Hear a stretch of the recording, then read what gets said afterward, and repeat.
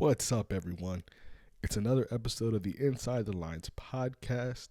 I'm your host, Isaac, and today I'm not alone, right? I'm talking NFL today with my guy, TJ. So let's welcome him on and, let's get into it. First things first, it's good to have you as a guest. It's good to finally bring someone on so we could talk some ball real fast. Of And course. obviously, with the NFL draft happening, what was it, about a week and a half, 2 weeks ago, right? I kind Mhm. of wanted us to do like a check in with the league to a degree, right? We review the draft picks, kind of see where everything fell in line, draft picks that you like, draft picks that you didn't like, kind of highlighted Sure. here and to start it out. But I kind of wanted to just see where we were. And yeah, so we'll start it off here. We'll dive right in. Start it off with like the draft itself, right? I mean, I think obviously the first kind of two or three picks were very much predicted to a degree. But I mean, what were your overall impressions of the draft? I thought it for the most part, it kinda as it got a little bit closer to the draft, I feel like kinda Twitter and analysts were pretty spot on where, people were going, especially with Jane Daniels, the number 2 to Washington. I thought for a long time that was kinda smoke. I thought they were gonna for sure go Drake May for a long time, and then as the time, got closer to the draft, I feel like Jane Daniels was pretty much a lock. Patriots kinda surprised me a little bit at 3, I'm not gonna lie. I understand with Drake May falling there that it would seem very likely, for them to take him, but they just need so much more, man. That's just an organization that's really building from the ground up again. So Mhm. uh, And you and I I, feel like, we kind of touched on that yeah, off camera in our conversations.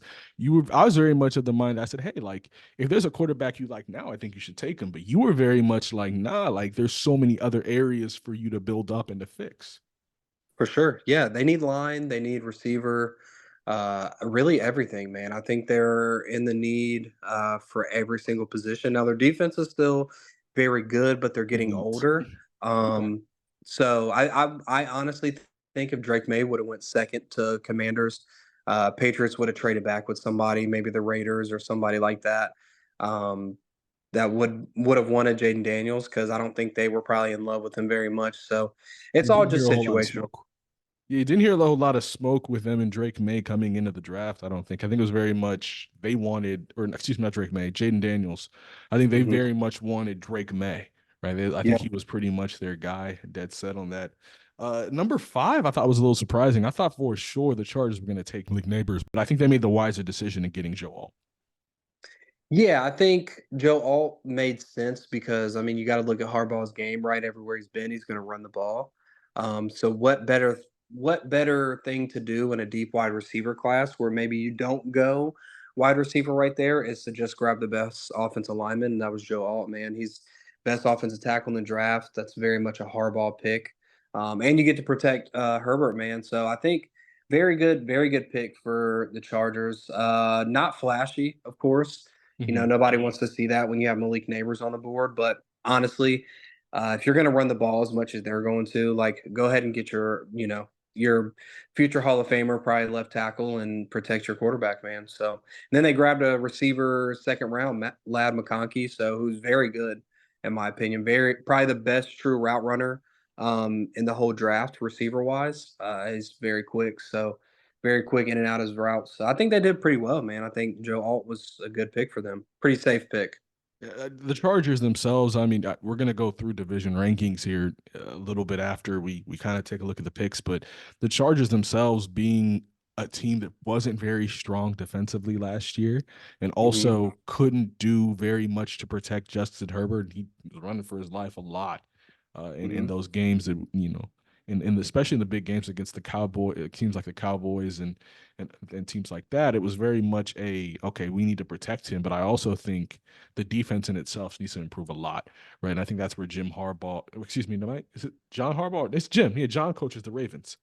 Yeah, Yep. I think that's where Jim Harbaugh is going to really start to make an impact on the defensive side of the ball. And like you said, running the ball, right? I do think they're compromised to a degree with the receivers that they let go. I think just Lad McConkey isn't enough to kind of I don't think he's enough to lead a receiver core, especially as a rookie.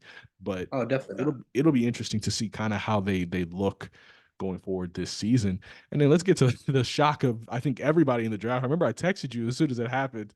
Michael Penix Jr. going 8 to the Falcons. Initially, I didn't like it. I hated it, to be honest with you. A few weeks ago, I think, or a couple months ago, I floated that idea to you. I said, "Hey, like, what if they were to take Penix?" And I remember you and I both were like, "Nah, like that's a terrible idea, right?" But I don't know. T. The longer I've thought about that pick, the more I'm like, "Huh, it kind of makes a little bit of sense." What say you? Yeah, it definitely. Yeah, like I said, initial shock, right? When we both text each other, I was, it would be an Atlanta pick, right? To Mm-hmm. take a quarterback after you just signed another quarterback for 150 mil, 180 mil, whatever it was. Uh, but I think it's going to help them in the long run because I think they are like one of the youngest offenses in the league. So and they have a pretty good, decent offensive line too. Um, I think you just have to if that's your guy, right? If that's your guy, you take him now, you let him sit behind Kirk Cousins for a year. I mean, forget it, maybe a year, maybe 2 years. Who cares? Like Kirk Cousins is not going to be there forever. He's getting older, getting injured, so may not recover as well. You got your guy, man, and if that's your guy, you got to take him. I'm a firm believer in that with any team, and it seemed, hearing Raheem Morris, new head coach for the Falcons, it seemed like, man, he was in love with Penix the moment he saw him. The Yeah, moment he's seen him at his pro day. So seen him throw the ball, seen him move, and it's going to be the same thing. His injury pass, but hopefully it goes well for him. My biggest loser of that pick was Dallas Turner because yeah, everybody thought Turner was a lock, and he ended up falling all the way to what 17. So yeah. Went to yeah, Minnesota. Good call. yeah, yeah. Yeah. So I mean, it just is what it is. But yeah, they got their guy, man, and that's the most important thing. The thing, and I was talking to my cousin the other day about it. The thing that makes it, I think, very smart, and I have to fact check Cowher because he's the one that said that I think that Kirk Cousins deal is front loaded for the first 2 years. If that is truly the case, and I'm gonna make sure that he said it number one, and make sure that it's a fact. That's truly the case. So if he's front loaded for the first 2 years, right? Even though it's a 4 year deal, you're taking a look at a lot of the cap hit that if you were to cut Kirk Cousins after year two, although I'm thinking it's more than likely they trade him, right? But if you were to cut Kirk Cousins after 2 years and let Penix come in, Penix has now had 2 years to sit behind a guy like Kirk Cousins, right? Because say what you will, I'm not super high on Kirk because I don't think he has performed in the postseason the way you would like to see a winning quarterback perform. I think he's had some moments in prime time that are a little disappointing, but I still think he's a very good quarterback in the NFL, right? And you take a look at bringing up a guy like Penix behind him, who had a very good and long college career, stayed longer because of the fact that I think he transferred from Indiana to Washington. Correct me if I'm wrong Hmm. there. Nope, I you're think right. he has that experience. I think he has that maturity as well, and learning behind Kirk Cousins, I think, is going to be really beneficial for him, right? Kind of like Alex Smith and Patrick Mahomes, right? Patrick Mahomes, Alex Smith in himself wasn't that great of a quarterback. I'd say he was in the same tier as Kirk Cousins, but Patrick sat, learned behind him, and then came in and took over. So the more I think about it, it makes sense. Kirk Cousins is also coming off an Achilles injury, right? So Hmm. you're adding some added insurance there as well, and then it makes a lot of sense, right? So if Kirk were not being able to play this season or he gets hurt, you have one of the best backups in the league. So, and on For this is a sure. team that's kind of similar to the New York Jets in a way where it's like, okay, you need a guy behind your starting quarterback that you trust because everything else on the team is stout, right? Defense is Yeah. there, receivers are there, tight end is there. You just need a guy that can get out and get the ball to those guys accurately. And obviously, Desmond Ritter was not cutting the mustard last season. So I think it's a really good pick the more I think about it. And I didn't think that initially. Now, moving on to pick number 32, Xavier Legette. Now, I don't know, you and I were both very high on him coming in. Yeah, I think he is one of those guys, I always give him the comp, watching them of DK Metcalf. I mean, they're very big body, very fast for their size too, and able to create separation. So him, honestly, the Panthers like great move by them, man. I think the Buffalo Bills, they still got their guy. Apparently, they were really high on Keon Coleman, and they gained extra picks, which we all know Buffalo needs because of how many people they had depart on defense alone. this offseason. But the Panthers, man, the Panthers was wide receiver their biggest need? No. But when you're sitting there the first pick in the second round and you're like, oh man, look at that receiver that's on the board right now. Like, whatever, let's trade up and get him. Let's trade up a spot. They didn't really give up that much, I don't think. So yeah, I mean, shout out to Xavier Leggett, man. He's probably one of the most humble, I feel like, receivers in this draft class. He just kind of has came in and said, "Listen, I'm a Southern guy. I'm a receiver. I'm coming here to work hard, and I want to play the game of football, man." And I think he will give the Carolina Panthers everything he has, and I think he'll honestly help Bryce Young tremendously, man. They're just that line in Carolina is still bad, but Mhm. get the ball to Leggett and let him work, man. He's a Yeah. big body. Let him work. Yeah, man, and he has one of the best accents in NFL history as It's well. I don't know crazy, if you've man. ever heard him talk, but It's moving on crazy. to some some day 2 and 3 picks that you wanted to kind of touch on before we look at what we think the rest of the league has shaped up post draft. The Mhm. first guy you wanted to touch on was Jatavion Sanders coming out of Texas. It's crazy. Yeah, I think he ended up being the fourth receiver taken in this draft, which is beyond crazy to me because if Brock Bowers wasn't in this draft, he would single handedly be tight Fourth end tight number end, you one. mean? Right? Sorry. Yeah, yeah. No, tight. You're good. Tight end. Yeah, man. I think his game is so well polished. I feel like he can really block on the edge when he needs to. Now, is he a better blocker than Brock Bowers? No, but that's just different offenses. Being in a different offense in college, if you don't have to do that as much, I understand. His hands are really well. I think he only dropped 3 passes in the last 2 years, which for me, that's fine, man. Like stuff happens. You're not going to be perfect unless you're DeAndre Hopkins. That's really it. Um, so I think he's going to come in, and that's also another weapon, man. The Panthers went out and got a tight end number 2 in the draft, and they're just adding weapons to the offense, trying to make Bryce Young as good as possible. And like I said, he can block as well. So, your line's already not great, but if you add a tight end who can block, that'll help out. I think that's going to be a great addition Awesome. for Carolina, to be honest, man. Awesome. Awesome. Next was Troy Franklin by the Denver Broncos, going back to play with his quarterback that he played with at Oregon, Bo Yep, Nix. that's the only reason I wanted to talk about him. I feel like Denver did the best thing they possibly could for their organization and Bo Nix. Let Bo Nix throw the ball to somebody that he's already comfortable with. Hmm. I'm under the notion that Cortland Sutton is out the door here soon. I don't think they could trade him at the Fascinating. draft. Interesting. I just think that he's kind of outgrown the Broncos. I feel like they're in a true rebuild. Sean Payton, listen, I agree too. I'll be kind on the podcast. I'll be kind on the page right now. Sean Payton's an idiot, but I think Bo Nix throwing to Troy Franklin will get people excited in Denver. Maybe they're still not a very good team, but the fact that Troy Franklin was so high, he was projected second round pick. He didn't go to the fourth round. So Crazy when you get a drop. guy like Did not that, anticipate that. yeah, and it's probably his size, to be honest. His Mhm. frame is really small. I think he's like listed at 6 foot and a half, 180 maybe, Mhm. 175, which is really small, but they'll add weight to him. I think it was a good pick just because you pair him with Bo Nix. If he would have went to any other team, I don't. It would still be crazy to me that he went fourth round, to be honest. But Gotcha. And yeah, last man, but not stand up. least, Cameron Kinchens. Hey, listen, man. He was number one safety in the draft, in my opinion, and it wasn't close. He is the hardest. He's literally Ed Reed reborn. Fascinating. Shot Wow. very Sean Taylor-ish, if anybody remembers Sean Taylor, RIP. Very Mhm. plays really downhill like that. Now, I'm not saying he's going to be a better player than Ed Reed ever was. That's Well, listen, no, not going to it's the happen. comp. Comps aren't Yeah. always panning out to be, what I mean, like exactly who their comp Yeah. is or better than their comp. It's just what you've seen. Yeah, I'm watching him play. Like, is his coverage the best in the league? Best in college? No. But the way he can run downhill and like take on anybody, a running back running full speed, like he's essentially a linebacker a little bit, like playing safety. So I think just his game will translate very well to the NFL. Now he'll be more of a zone safety because he is slower. I don't Mhm. think he'll walk down in the box and play man on a slot receiver. That's just not his game.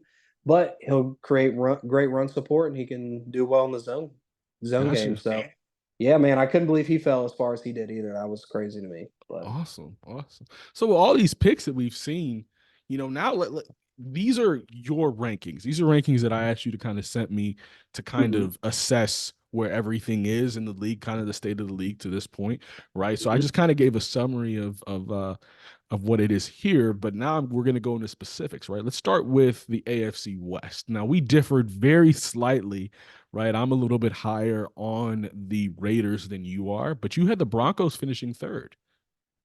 Yeah, I say that because I think the Raiders didn't do enough. I feel like their pickup of Brock Bowers was so it didn't make any sense, right? They took Michael Mayer, who was the top tight end last year, and he didn't play as much this year, I think, because of injury, and they're trying to figure out their offense. I was for sure Raiders were going quarterback. I just think Antonio Pierce may have over exceeded on the hype train last year as far as Very they fair. just caught fire and kept going. Devontae Adams is 100% not staying there all year. I don't believe that. They just don't have that guy that's a leader outside of him. Josh Jacobs is gone. Like Zamir White is there. Like that's great, but is he the caliber Josh Jacobs was? No. But let me play devil's advocate there here for a second, right? You were Okay. talking about if you see your guy in the draft and you take that, and then you take that person, right? The Hmm. quarterback position to me did, if I'm not mistaken, Bo Nix was taken before they had an opportunity to pick, right? Hmm. Yeah, he Okay, was the pick right before, I believe, pick 12. right before. Cool. So if the quarterbacks that they're looking at that point weren't available, right? Then what else could they have done, right? And I think Gardner Minshew, granted, like no one's super high on Gardner Minshew, but I think he did have a solid season with the Colts last year, right? He Which did, was yeah. why I had them finishing, third here. I mean, so sorry, I just want to run through the rankings real fast. So we both had the Chiefs one, the Chargers two, Mhm. then the Broncos and Raiders is where we flipped, right? You had the Broncos finishing Yep. third, and I had the Raiders finishing third, right? But Hmm. I think when you take a look at the rest of that team and how their defense is set up, the only thing that I'm a little bit worried about is the loss of Josh Jacobs. I don't think they have a running game. No, you know what's crazy? Zamir White actually stepped in and did pretty well last year. I think he had 2 games with 100 yards rushing, and I think he can be running back one for them. Now, he's just not the caliber Josh Jacobs is, but he could be. He's still a young guy. I don't know, man. Their defense is still so questionable to me. That's the one thing they never figured out last year. And the Mm, Raiders are also a team who can never hit on offensive linemen. So I don't know how well their line's going to be either. So and that's a hard division, right? You have the Chiefs, mhm. who is clear they're going to be a front runner. The Chargers, to me, don't really take a step back because Harbaugh has coached in the NFL before. People forget that he took a team with Colin Kaepernick to the Super Bowl. They lost, but Facts. whatever. So he's been there before. So they're not going to skip a beat, really. Their Mhm. wide receiver core just Just stinks isn't at the good. moment. And when you initially sent me your rankings, I was thinking to myself, man, Chargers too. But then I thought about it, like really thought about it, and literally everything you just said is the reason why I was like, you know what? Nah, the Chargers will probably finish second in that division if they stay healthy. For sure. And they kept Joey Bosa and Khalil Mack. So it's like, all right. Yeah, exactly. Exactly. Okay. Yeah. Moving on to the AFC North. Now you Mhm. had the Ravens finishing first, the Browns second, the Steelers third, and the Bengals fourth. Basically, what happened this year in the standings. And I had the Browns finishing first, the Steelers at second, the Ravens third, and the Bengals fourth. Seems we had the Bengals fourth in common.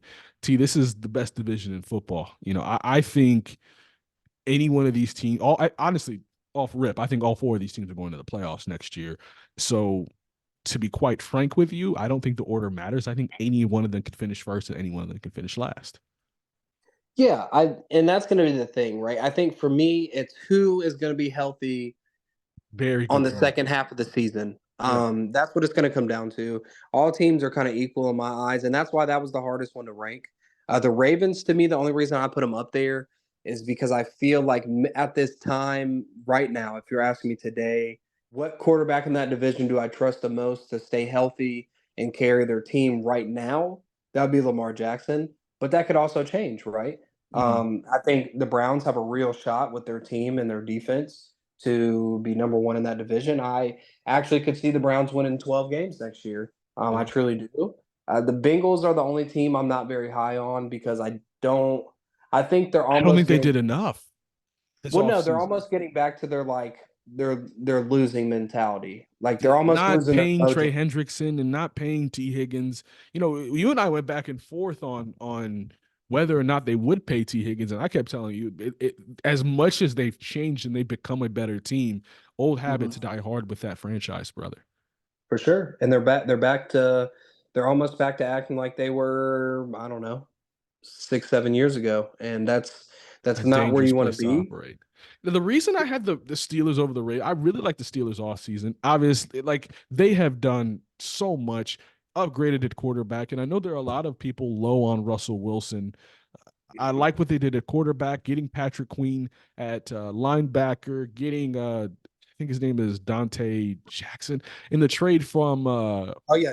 Yeah, Dante Jackson from the Dante Panthers. Jackson in the trade for Was why it? am I blanking on his name? The receiver. Just Oh, uh Deontay Johnson. thank you. Blanking Mhm. on or after trading Deontay Johnson, right, getting Mhm. him back. I really like their offseason, TJ. Their only thing that they need to figure out is who else is going to be catching that football aside from George Pickens, right? And Mhm. and I think they do figure out a trade for somebody like a Cortland Sutton that you referenced earlier. And I think it's very possible that they do that. The Ravens I've had finishing third because I just also feel like they didn't do enough, right? They lost a lot of their defensive line. Their biggest splash was Derrick Henry. Now, mind you, it was a huge splash. Derrick Henry is not a joke and nothing Mhm. to joke around about. But at the same time, I'm not a believer in having that threat because he's very much a he needs to get downfield type guy, right? Many defensive backs that have played against Derrick Henry say if you get him in the backfield, you can get him in the backfield. It's when he's picked up Yeah. enough steam, he's very difficult to tackle, right? And I think that if teams key in on Henry, specifically the other teams in the division, I think they can make it difficult for them, which is why I'm not high on them. If the Ravens had kept their exact same defense that they had coming into last year, I would have them first where you had them. Yeah. For sure. Yeah. The reason I have the Steelers, I just want to say this. Steelers are a team who they have Mike Tomlin, right, as head Yeah. coach. They're not going to be a bad team ever, So as long as he's head coach. It just comes down to how is Russ and Justin Fields going to operate together, and how far can that leadership take a team who is kind of young, to be honest, on the offensive side, but they don't have enough weapons yet. So we'll see. gotcha. Yeah, We'll we'll see. see. We'll see. Two more divisions here. I know you have to go, so two more divisions, No, you're and good. You're we're gonna good kind of just fly through this, and then we'll do NFC next time if we get for together. sure. Next, let's do the AFC South, and we were almost very different in how we thought that this was going to shake out. You had the Texans first, the Colts second, finishing second in the Mhm. division, Tennessee Titans at third, and the Jacksonville Jaguars fourth. I had the Houston Texans first, the Jaguars second, the Colts third, and the Titans last. Mhm. What sticks out to you about the Colts to where, or not even that? Let's address your Jaguars pick. Why do you believe that they're going to finish last in the division? Because that team has no idea what they're doing. I think they have no direction of what their team identity is.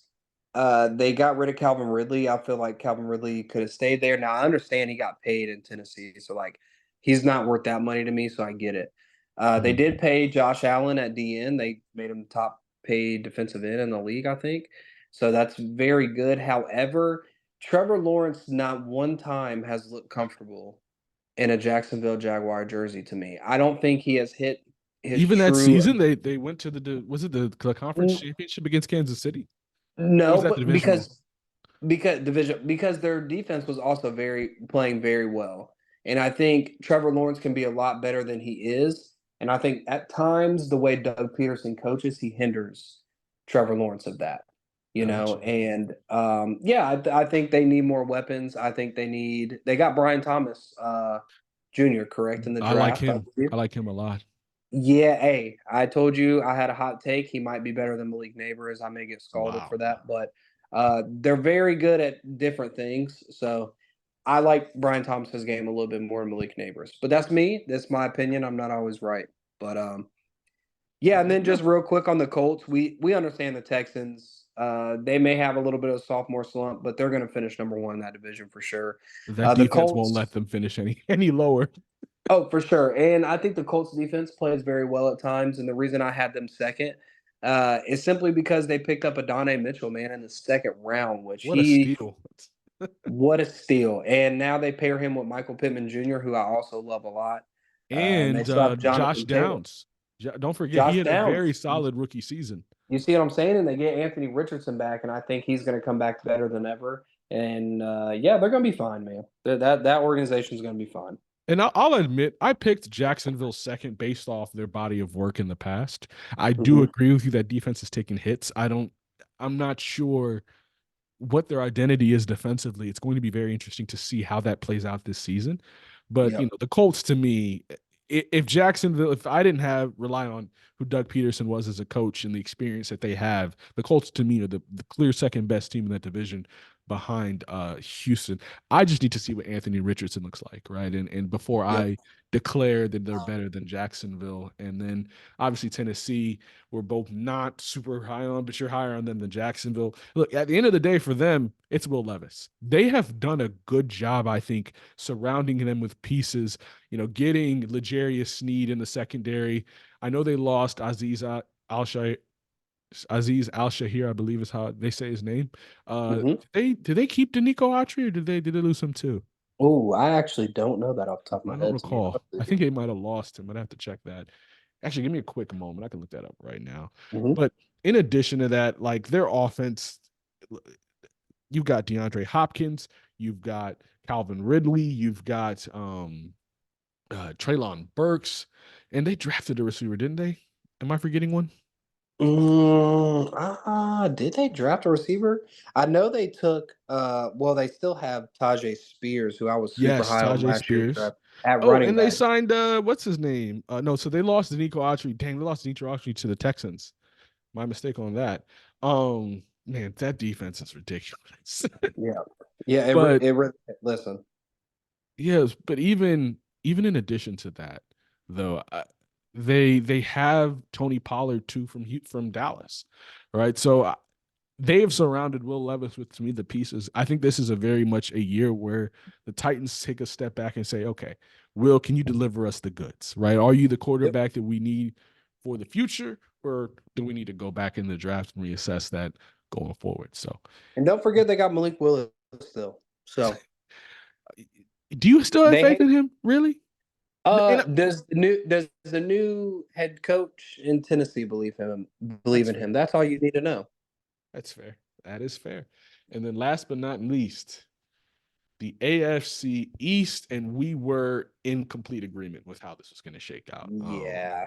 I think it's pretty cut and dry, right? I think, and all of this is obviously health considering. I think if Mhm. all these teams stay healthy, this is exactly how it shakes out, right? The Jets. I talked to you earlier. When we saw that they took Olu Fashanu out of Penn State, I believe we Mhm. said that is a pick that demonstrates maturity from an organization. It demonstrates, hey, we know what our weaknesses were last year and we're trying to address it. And I think it's very important because you were telling me they wanted Brock Bowers. And I'm so glad that they didn't take him, even though I do think he would have made you guys really good. But the number one priority coming into this year, which I think the Jets have done an outstanding job to a degree addressing, granted, a lot of those pieces on that offensive line are old and have had injury history, right? Mhm. I think it's I think it's a very low chance that everyone on that line goes down, right? So, and on top of that, you bring in Olu in addition to that.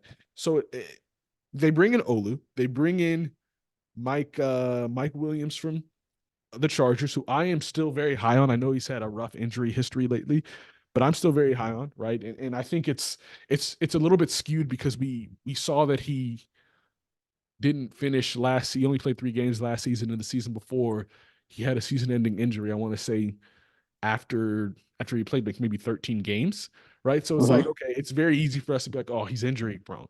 But I mean, like I said, I don't think he's played below 12 games since he's been in the league, except for last year, right? So if he can give you good production coming off that injury, right?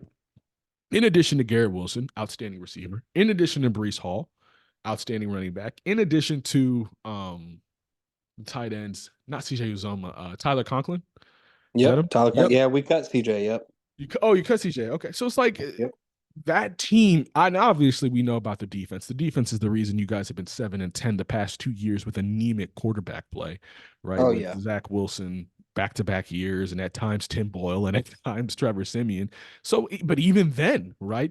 You address the quarterback issue. You went ahead and you got Tyrod Taylor, and then drafted Jordan Travis out of Florida Which I State. called for weeks, by the Yeah, way. I remember we were talking about that. So I really like what your Jets have done this offseason. It's obviously going to come down to health, but in the event that it doesn't, and you're not healthy, obviously we can have that conversation about what happens with Aaron Rodgers later. But I mean, Tyrod Taylor is no slouch. He won some games for the New York Giants last year, right? And then I still like Jordan Travis. I felt like when we were talking about it off air, we were discussing the fact that why is Jordan Travis forgotten? That was kind of my point, where it was like he is very much a very good quarterback, and he was mentioned in the same breaths as the Michael Penix, as the Drake May, as the Caleb Williams and Jaden Daniels as well. So very very high on them. The Bills I'm super low on, but at the end of the day, they have Josh Allen, so they'll finish at least 9-8. The Dolphins, I just don't buy them. I really don't. I just Yeah. after last year, it just They're so watching. unserious is the problem. Yeah, they can't play outside of Miami. That's an issue, right? And like, I don't know if the warm weather to a degree makes them soft. I don't want to say soft because I never want to call an athlete soft, but it makes them less prepared to play against teams that are in the cold. I think it's just interesting. They're very ineffective, and then even Tua himself, I'm not buying. He had a really good year last year, but if you look at the years he played or the games he played against teams that were over 500, he struggled, right? So Mhm. they're hard to buy. They're hard to buy. And For then obviously sure. the Patriots. I'm going to say something though. I watched Jacoby Brissett take a Browns team 2 years ago to a pretty decent record. He was the reason they were winning games because that defense, when he was playing in Cleveland, was anemic, right? But he played very, very well. So I wouldn't be surprised if New England somehow found a way to finish third in the division, right? But obviously, on paper, they are the worst team in that division for sure. Yeah. But what is Too your many holes. assessment of this AFC East? Hey, all I gotta say is this, man. Jets, Jets, Jets, Jets, baby. This is the year I can feel it. I'm not saying Super Bowl, but this is the year the Jets get out of that slump of the AFC East. They kind of become the big dogs of the division. I think people truly, man. You look at that defense. Past years, the defense has been nuts. I've seen them what they've done to teams. I get it. They gave up 30 to the Cowboys last year, but like whatever is in Dallas, like who cares? But we also held a game with Pat Mahomes last year. Arguably should have won that game. We played so good as a defense that Zach Wilson's garbage self had better stats than Pat Mahomes. You see what I'm saying? So Yeah, the defense, we brought everybody back. We even did really well at bringing players in. Javon Kinlaw, former first round pick, is now very also on our true. D line with Quentin Very true. Williams. We did very good job of bringing back our young safety guys that played really well. Ashton Davis got re-signed, played very well as a starter for us last year. And our corners, they speak for themselves. Sauce Gardner, DJ Reed, Bryce Hall, Michael Carter II. All those guys, man, they all came back. So I'm very happy about that. And the big thing too, man, like you said, the offense. We understand we picked up Tyron Smith from the Cowboys. He's getting older, only 1 year. Morgan Moses, who used to play for the Jets, is now back at right tackle from Baltimore, also on a 1 year deal. They're both 33. And that's why the Fashanu pick was so Important. beautiful. Yeah. So beautiful. It was such a great pick, man. It was so what's the word I want to say? Methodical. I think Joe Douglas sat back and said, "Listen, could we be flashy and get Brock Bowers? Would that sell tickets? Yes. Do left tackles sell tickets for teams? No. But you know what left tackles do that are great? They protect your quarterback from getting killed, and we need that in New York.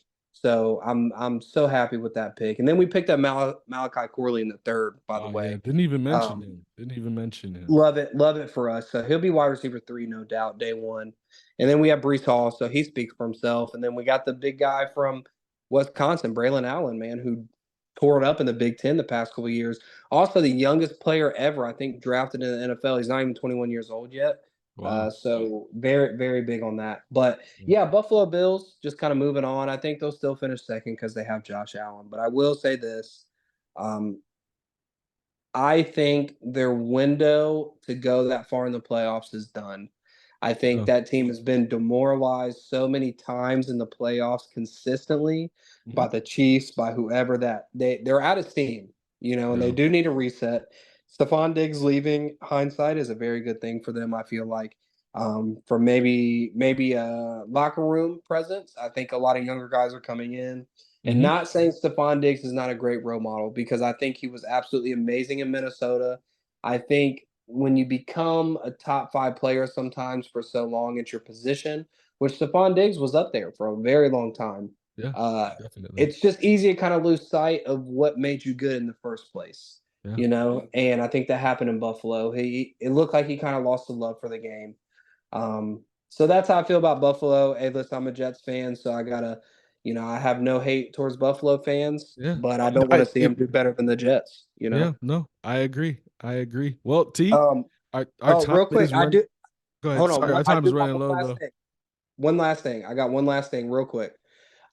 Miami, the reason they will never reach as good as they should is because Miami sometimes falls into the thing of just like you said, they can never play outside of Miami. And when you have a quarterback who has a not a very good arm and you have to play in the cold sometimes in the playoffs, they'll never succeed with two at quarterback. No, regardless if they have Tyreek Hill or not. So that's how I stand on that.